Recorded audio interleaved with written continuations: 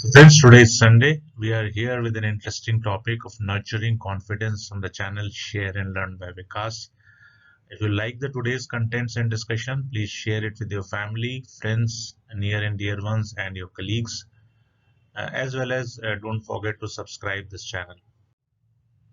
So before we move on to the nurturing of the confidence, let's look at shortcomings of the confidence. So I could uh, write it down three specific shortcomings for the discussions today.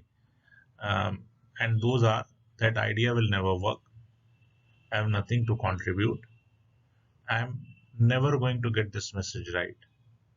So, really speaking, if we will speak this continuously to us, then of course, forget about others. Uh, our mind will stop giving us our idea, and then ideally we will be having nothing to contribute and we will never be getting our messages right.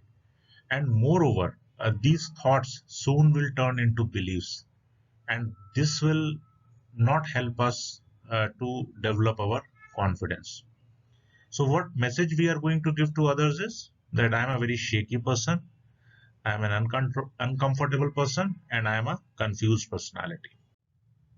So, now moving on to the nurturing confidence.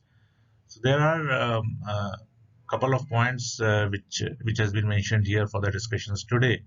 So focusing on controllables. There are uncontrollable situations and there are certain things which can be controlled. So if we have a focus on the actions where we can have a control, we'll certainly able to nurture our confidence. The second point which I mentioned is also relating to the growth mindset and the fixed mindset. Let's look at it. So thinking talent and ability can improve through efforts, persistence, and learning.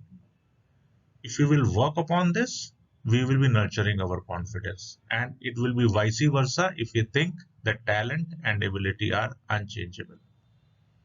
Focusing on opportunity versus the challenge.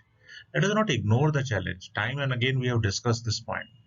But then focus on those opportunities. What are those midways opportunity? What are those small, big opportunities which is lying into that challenge if we approach to that assignment or to that project? Interesting point. Notice an improvement versus nothing is happening. Again, if you focus on uncontrollable, this point will come into our mind and into our action, into our deeds that nothing is happening. So in between, notice an improvement, any small improvement which has been noticed by us. Let's build upon that small win. Good quality input versus or no or half-hearted input. If we are devoting our time to certain projects and assignments, please be there by mind and soul and by actions. If we will not do that, or if we are bothering with some other work which is pending for quite a long time, so finish off that first and then reach out to that assignment and give a good quality input versus giving a half-hearted input. This will not nurture the confidence. But of course, if we are able to give the good quality input, if we are able to notice the improvements, if we are able to focus on the opportunities, if we have to look at our mindset, which is a growth mindset, so focus on control level. All these factors will help us in nurturing the confidence. Next, when we'll meet up, we'll also talk about nurturing confidence part 2.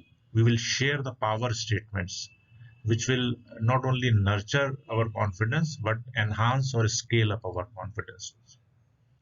So, when we'll meet on next Sunday, we'll have our discussions on this topic. Today, thanks for watching and listening to this channel, Share and Learn by Vikas. See you on next Sunday.